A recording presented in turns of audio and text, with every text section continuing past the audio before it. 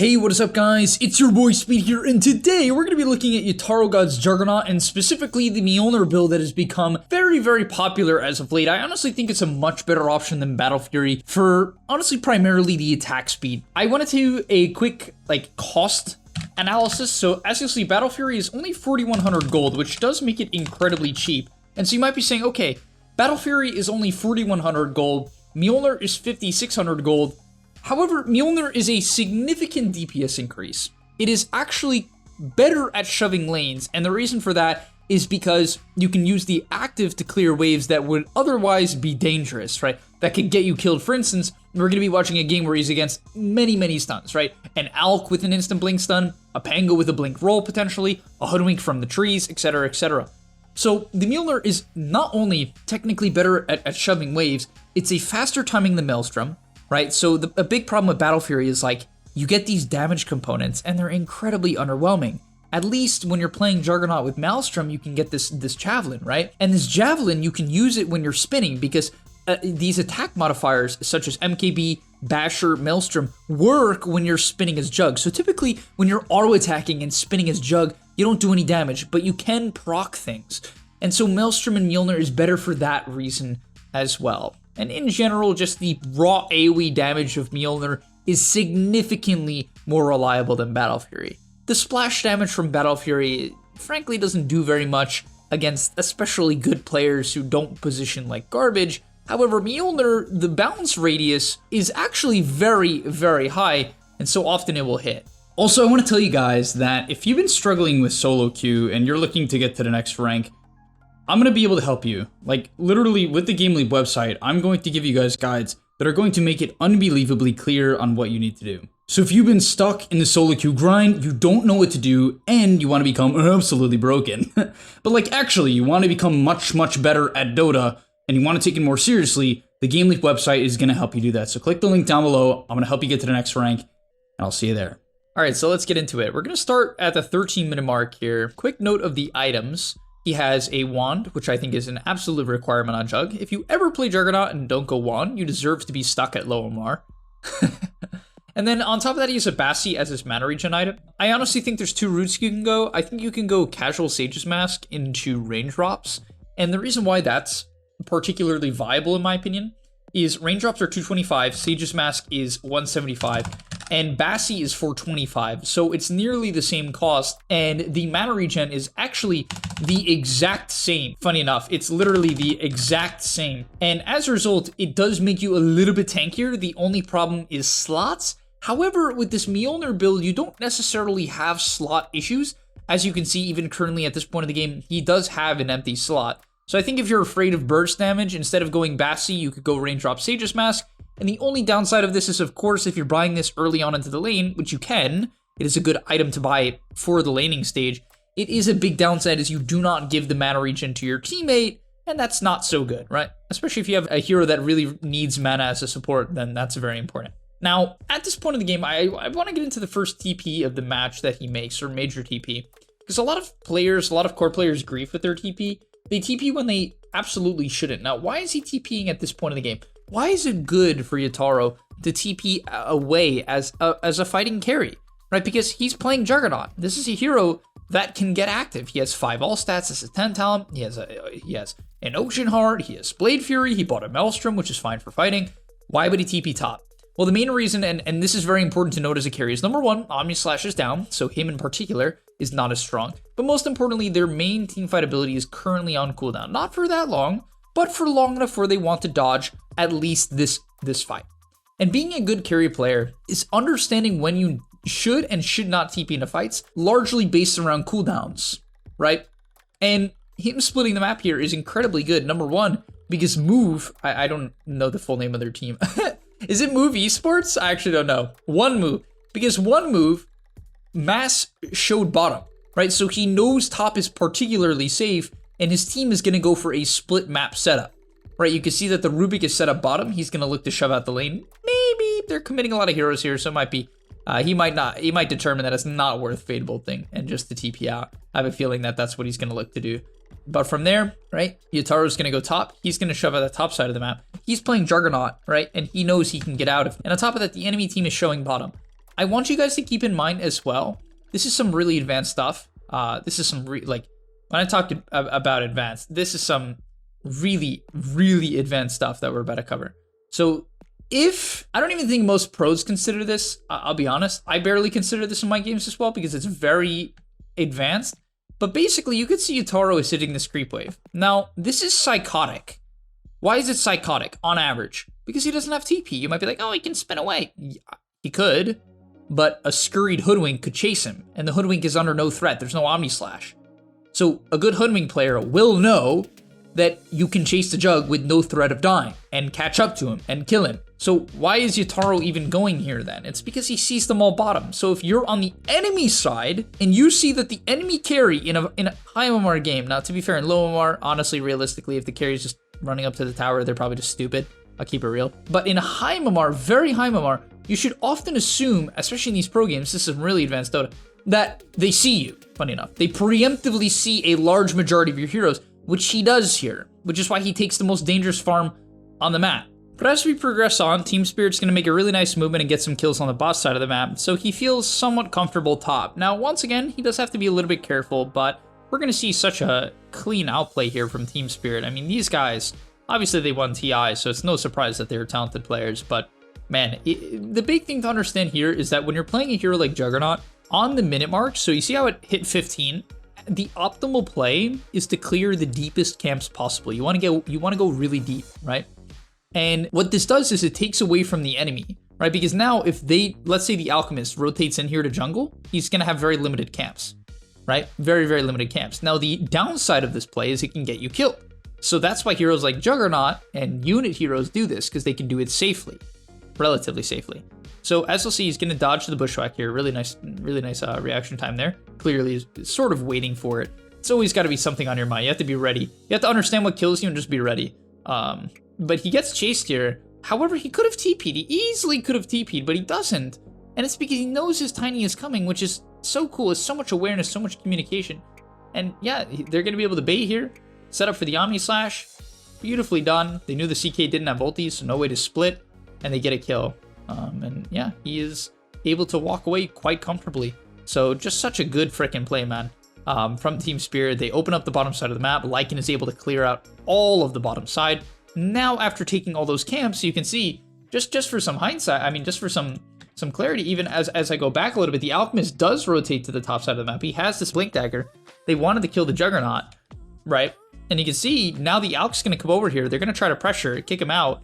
And after this engagement ends, the natural rotation for the Alchemist is very clearly to farm these camps.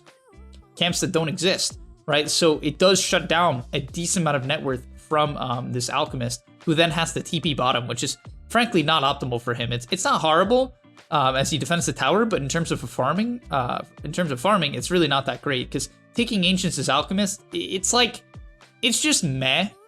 It's okay with Radiance because it becomes relatively quickly, but in terms of like other heroes, it's not that great, because for Alch, you want a quantity of creeps, not quality, you want quantity. Now, we're going to see the Mjolnir timing at this point in the game. He even is going to look to go Shard next. You can see really looking to play around the spin. But either way, once again, getting to the top side of the map, he feels relatively safe this game to make this play.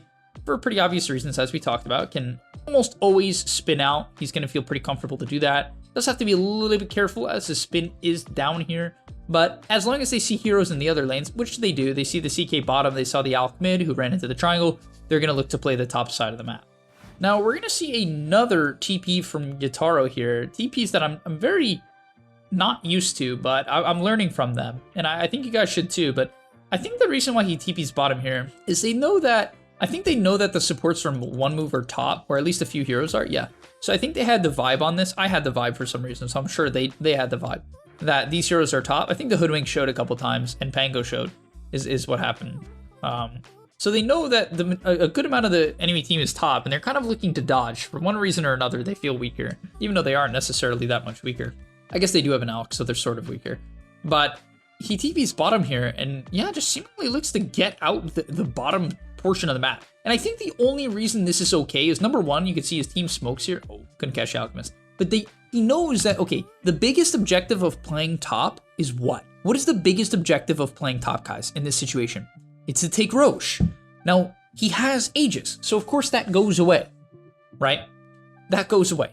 There is no Aegis. And so the only thing that the enemy can get from playing top is this tower. Maybe mid, but they're still kind of mid, right? The Lycan's clearing mid. So it makes a lot of sense for him to go bottom. They kick out the Alk, so they force the Alk to go to the top side of the map, and now they actually have the ability to cut across. Because they force this Alk TP, they can also, if they want to, get really aggressive with the smoke across. I don't know if they're going to do that. Looks like they're not. I think they don't want to burn too many smokes. They could also just take this tower. Looks like that's what they're going to do. He also took the healing ward cooldown at 10, not taking either of the Blade Fury talents. It's quite interesting to me, but clearly just wants to be able to force them back, and that's what they're doing. So I think what they feel here is that, okay, the enemy is a very greedy team comp. They have an Alk, they have a CK, they have a Pango, 3 cores that giga scale. So what they're going to look to do is really force the issue. So really nice jump from one move onto the Lycan. They take him out. Probably will have to reset here and get out with the healing ward. Definitely not a great team fight for them. Oh, he actually is going to look to go back in with the Omni Slash. Is this enough? Wow, kills the Alk.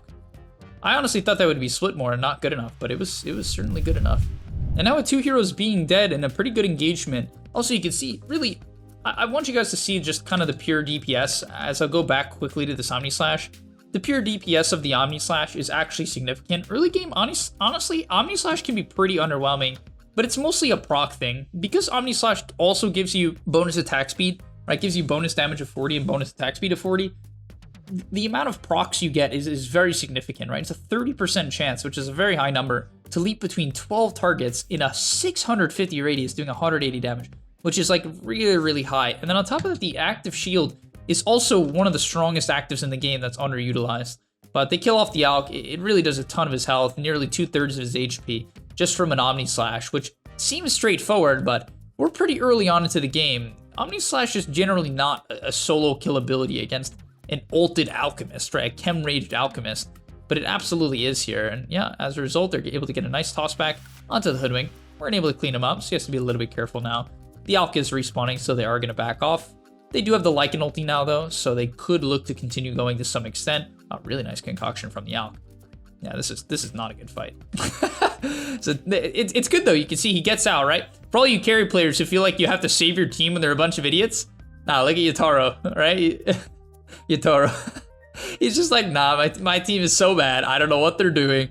I'm just going to back out, you know, go get my farm up, get my level 18, optimally get my level 20. And in terms of items, he now has his Shard and a Basher. The Basher is just so good this game, mainly because he kind of has the ability to man up with this Mjolnir. The attack speed really enables Mjolnir. So a lot of people question why I think Skull Basher is generally a bad jug item. And the reason why is when people go this like Battle Fury into Ags, which a lot of low MMR players do, they have no attack speed. And then they buy a Basher, and it's like, you're barely going to get a bash. And you might be like, oh, but I will get a bash. It's like a pretty high chance. Okay, you're not going to get 2 bashes, not quickly, because it is a 25% chance to bash, but it's only a 1.5 second stun, which is a decent stun, but it's not enough to kill people most of the time. It's not long enough to kill people. So generally with Basher, the value of Basher is the fact that you can get multiple bashes. It's right. It's a 2.3 second cooldown on a 1.5 second stun. So the value of Basher is that if you can hit a lot, it's a good item. I don't know why people don't get this. They buy Basher with no attack speed. It's like, you're gonna bash once. It's like, it's crazy to me. Only buy Basher with attack speed. Are there exceptions? Yes, but in general, you should only buy Basher with attack speed. And you should have that as a rule of thumb. So now he is going to look to build up some HP. Pretty obvious reasons. The Mjolnir is honestly just such a good DPS item for Jug, especially with Brigand's Blade. I think he got incredibly lucky. I think this item's pretty broken, especially on Juggernaut. Once again, with high attack speed, you just get so much damage from the passive that with high attack speed, which once again he has, that then you start to pump out damage. So he can build for survivability largely because of this neutral item. I think the other neutral item that is honestly OP on Jug, that's wildly underrated, is Grove Bow. Grove Bow gives attack speed, I think it's 20, it got buffed, and then 15% magic amp, which is insanely good with spin and Mjolnir procs. So, and it just buffs up all of your team's magic damage. So I think Grove Bow is insanely good on Jug. People are gonna flame me for taking it. It's just straight up good. Like, how is it not? It's literally just attack speed and magic amp on a carry that largely does magic damage, right? So it's just good. But yeah, in terms of the Sanshin Yasha, great Sanshin Yasha game here. Enemy team, a lot of hard stuns, right? If you're wondering when do you buy Sanjin Yasha over to like Scotty, the enemy team, yeah, they do have a lot of healing, so the Scotty's good for that, but it doesn't really enable him to stay on top of the targets because they're all melee heroes. And, you know, Scotty is not good against Pango. It's honestly not that good against CK in a lot of games because he can kite away with his stun. He's also a little bit too tanky. Same thing for Alk, he's a melee hero. And so it's better for him to go like a Basher Sanjin Yasha route against these type of hardcore stun melee heroes that he needs to be able to man up to for a long period of time. He's also sort of the frontliner for his team this game. Mid-tiny without BKB, which is what Toronto Tokyo goes. He goes, Ags this game is not a frontliner. Lycan is not really a frontliner against so much chain stun. And so it's sort of his job this game to do that. I love the recognition of that, and I think he itemizes well around that. Either way, at this point in the game, I love what Yatoro does. He slows down the pace of the game for his 20 timing. Please, guys, be like Yatoro and take Blade Fairy DPS. Just do it. Please. I really think it's just an insanely good talent. But either way, we'll see the fight break out. A little tree volley. Doesn't do too much onto Yao. They're just poking, trying to force reactions. And they actually force out a Chem Rage here, which could be a gap for them. Team Spirit could intentionally, now that this Chem Rage is forced, back out and play around that timing. And we'll see what they look to do. And they sort of end up doing that, so they're going to look for reinitiation. Honestly, the big thing that they have going for them here that really causes them to actively look for this fight, and as a carry player, you should identify this as well.